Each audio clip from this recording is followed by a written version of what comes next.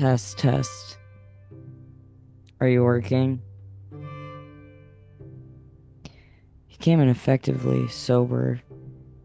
He lit up a joint and talked about ordering sushi. Then he moaned this real city boy moan. Um, so we need to break up. Well, if I wasn't nothing. Having relaxed a sigh through only one crew neck, I held in a burp. It would have been a burp so colossal it would start a chain reaction of bile, ultimately ending up on the floor. Maybe, just maybe, mm, maybe the dirty cum rag has feelings too. Maybe he wasn't a dirty cum rag at all. Maybe he was an impressive but lonely lighthouse, still lit up that night through Armageddon like a lonely blazed lighthouse losing his erection each passing flame. The night prior, I was a creature and a child. There was this psychic vision about the size of my thumb, and damn, I really lamented. He's gonna break up with me, isn't he? That really forced me into some sour mood. I thought he was too good for me anyway. The friends advised me otherwise, the little I had left. He was teasing to my New York experience like a walk while broke, like a man, a window, and a mid-century chair he couldn't afford.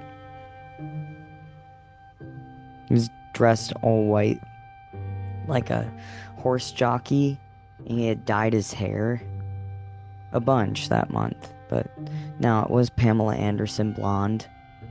But he shaved it so it looked more like a glob of honey on a cotton swab. Funny. Funny. His jokes were buried nicely within conversation, like shiny, like a message in a bottle on a beach.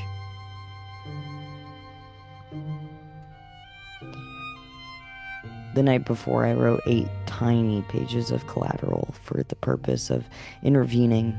Blah, blah, blah, blah. Sorry, I remember now. I remember. I had written the contract of my reputation down on half sheets of paper with pictures of little Willie Nelsons on them. They said, Willie, important things. So, they were.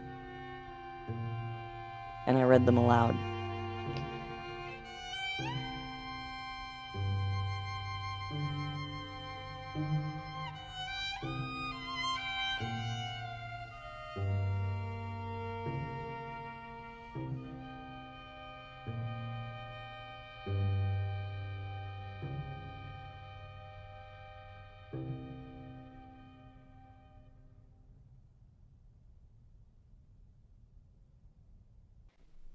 I love that you won't let me hold your hand.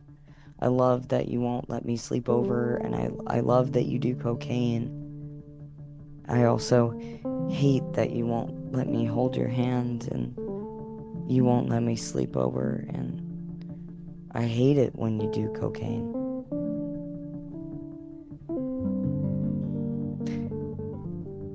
I don't really think I should be hearing this. If the past was actually born about 1 billion years ago, or give or take, 4.5 billion, then a broken gay man like me shouldn't be this in love at 26. Probably not that broken either. If the birth of my current world would have been created in 1997, then I could map up all the boys I ever wanted and ever needed and could ferment my testosterone early, stone aged in my upper thigh constantly. I could just grunt and collect rocks. But testosterone formed this zit on my face that was so red, I was afraid a bigger grimace from him could pop it. And my acne had this cushion of medical degeneracy that no one could tell if it was working. You said you were on it. You said you would still be on it for the rest of your life. And maybe you hated yourself on it. But still better than not on it. Testosterone willed a future of controlled substances that everyone seemed to be talking about. Popular, if I can remember the story correctly. Not me, but the drug. Its conception preventing me from telling this story correctly. And you have to trust that. I'm trying to tell this specific tale across 2 years of time. So it was his father's apartment on this wooden bench that didn't seem to get much use. That was it. That was it. And him injecting me, I didn't know the microprocesses of overthinking it would bring years to come. It was intentionally made that way to hold this needle and overthink it. If you snuck it up on yourself, you can maybe endure it every week. He played music. We were also on an accidental shroom strip that was only accidental in the holistic sense. When we watched Phantom of the Opera, he said he might cry, but he didn't.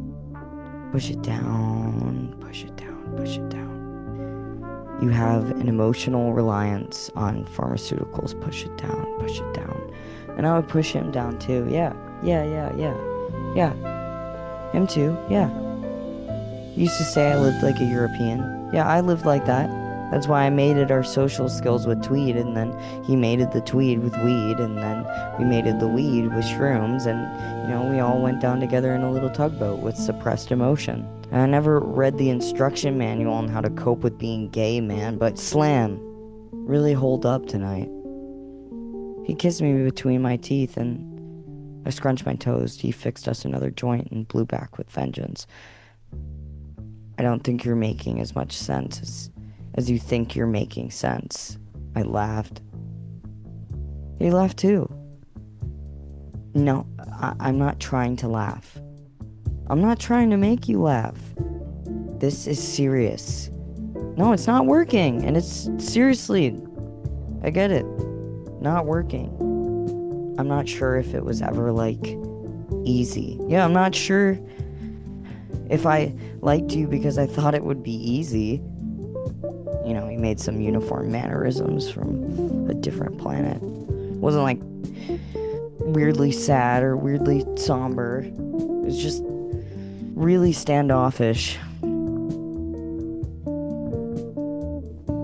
Made my surface feel almost subterranean. The way we spoke like we were underground. So, yeah, it's probably a reason we shouldn't be dating. Yeah, probably. Remember that long, unnatural burp that I talked about earlier? That nudged me. And I went quiet, just to not object. I didn't say, we're dating because I love you. And I didn't say, like I said before, when you said we need to break up, do you want to still be a date at my sister's wedding? And I didn't say, well, I didn't ask him to leave when I wanted him to leave, but I was worried he would never talk to me again. The sun stayed out long enough just for the pink west wall to lift off like a flare of a jet plane, and all I could think of were the images of strangers on a wrestling mat. He released a wad of smoke like hot cotton candy. I smoked it too, but for my mouth it stuck out in conversation like a paranormal entity, young and dumb like a beagle puppy. What about what about what about what about what about what about what about what about wait. He was sad, but he wasn't that sad about leaving me. A breakup story like this is just, it's like performative. It's so flashy. How could you be sad about something like that when it's not at all a bore? At least I assume that's why he was crying. Something made him. And I quivered. As I wanted the truth. No, I didn't pry. Maybe I did pry. But I didn't cry. That I know because I ate my own feelings like a fruit bat loose in a grocery store. What a lovely little species name for their diet. You don't know what I know about this stuff. The rattle of traffic beneath the carpet, those serpent's eyes that angels can testify, glistened off his own skin like low lights on an armored truck. You don't know what I know? You don't know that I met him on a sharply cold spring night?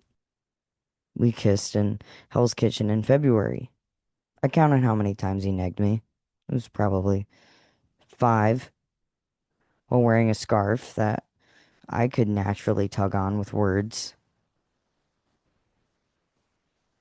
But oh boy, it's like a kiss that felt like Hawaii. But the February chill descended upon us circumstantially. And I decided I didn't like him like that. And then the next day I decided I did. Those are the boring parts. That's life flipped on me. His smile parted like French doors. I walked right through. Her poor postures guiding readiness to our calves, swaying in the kitchen to songs our parents would like. Now I'm not supposed to get stuck sharing. All these years, 2 already, since the night he broke up with me. I don't like a lot of the things you do. Exchanged mature and well-behaved looks, saying something that seemed to indicate his disdain for me. I was looking at him through a blue lens. Just me and the hunting buddy who wants nothing but to off me in the woods with no one looking. Yeah, that blue. Like the blue at the end of the Bush era.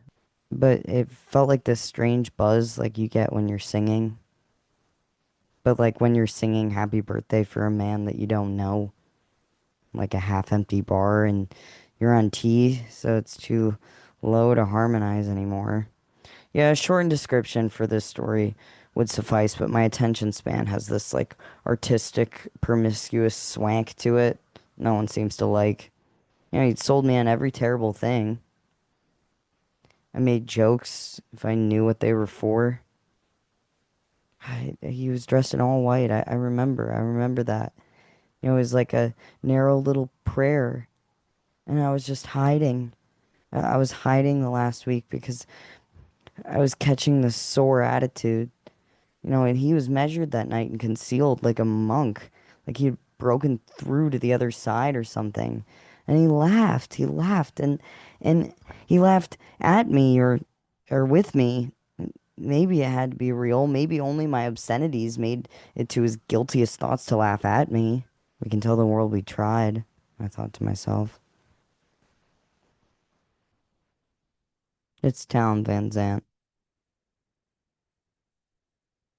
My shorthand for this divide was that well, I think he hates me or hated me.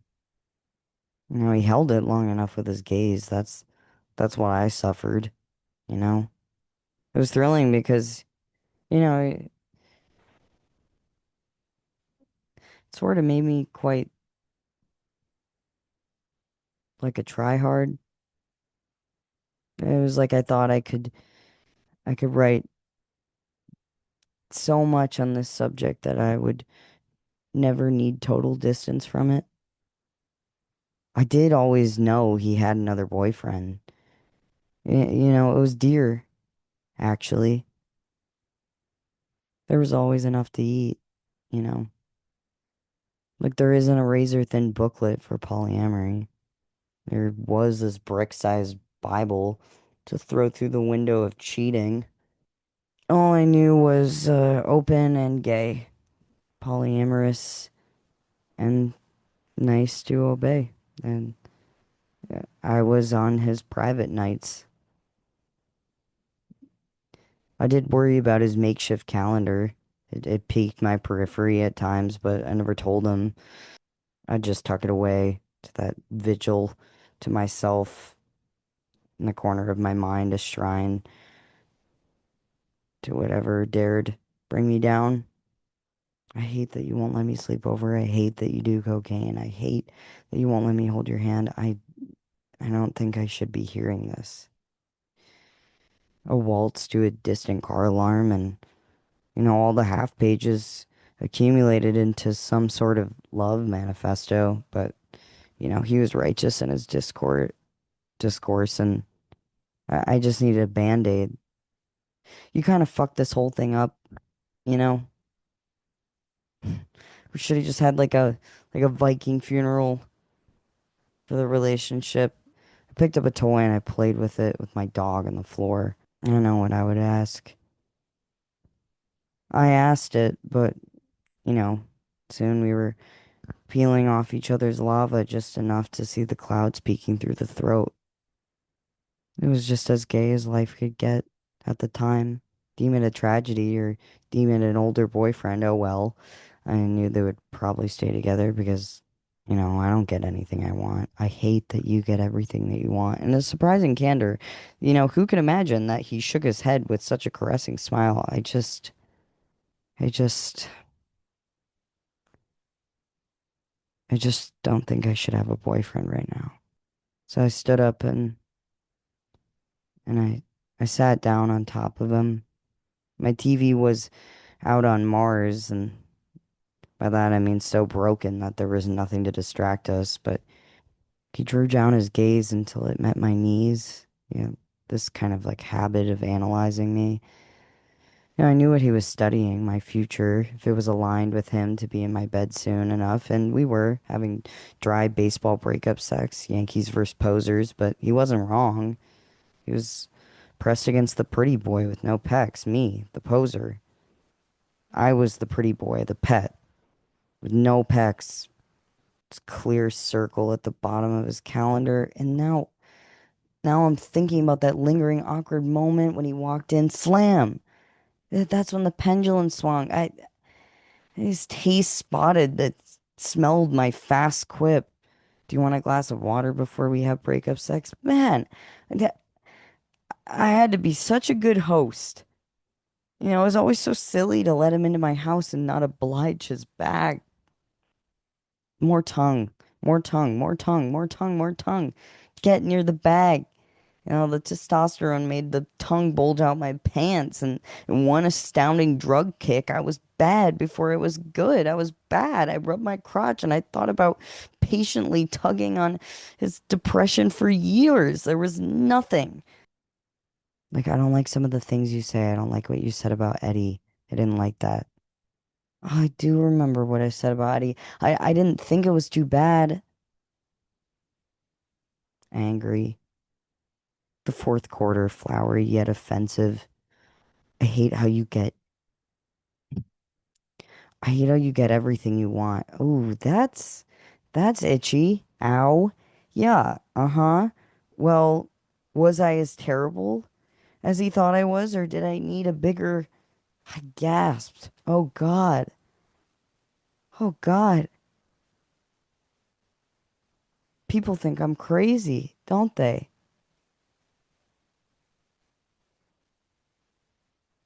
I mean, I wiped the bowl from my brow and tucked a side curl over the hill of my ear. He left his side of the bed and we watched a full movie. I dug my chin into my sternum and I closed my eyes and I said, I really wish you hadn't just broken up with me. You're moving to the UK. I had no story left to tell.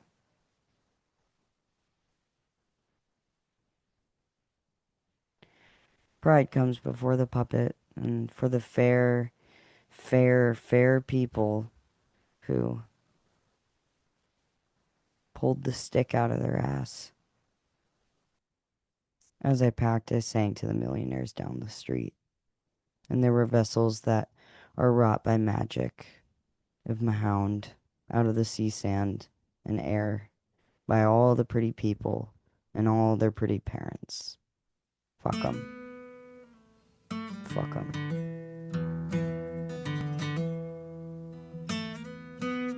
It's frustrating the way to hear you talk about all this. Thanks for being honest. I don't care. I think you're dangerous. Won't you lend your lungs to me? Who? Mine Me? are collapsing. You think I'm fucking dangerous? I think you're a bit of a bullshitter. Yeah, well, I think you're a lying homophobic centipede. Breath I give, pray the day's not poised. Stand among the ones that live in lonely indecision. Fingers walk the darkness down, mind is on the midnight. Gather up the gold you found, you fool, it's only moonlight. And if you stop to take it home, your hands will turn to butter. Better leave this dream alone, try to find another. Salvation sat and crossed herself and called the devil partner. Wisdom burned upon a shelf, who'll kill the raging cancer. Seal the river at its mouth, take the water prisoner. Fill the sky with screams and cries, bathe in fiery answers.